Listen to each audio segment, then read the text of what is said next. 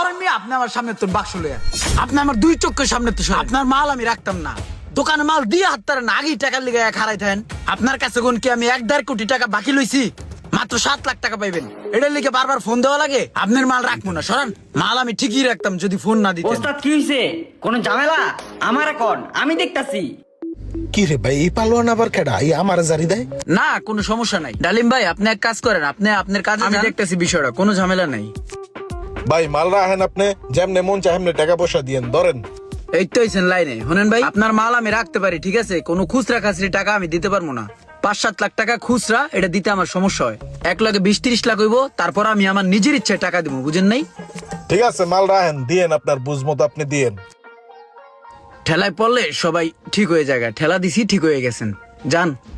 ভাই এই যে একটা কাস্টমার মোবাইল নিয়ে আইছে, নেটওয়ার্ক সমস্যা করতেছে, আর একটা গ্রিন সিগন্যাল আইছে, দেখেন তো কি করা যায়। গ্রিন লাইন ইস্যু না?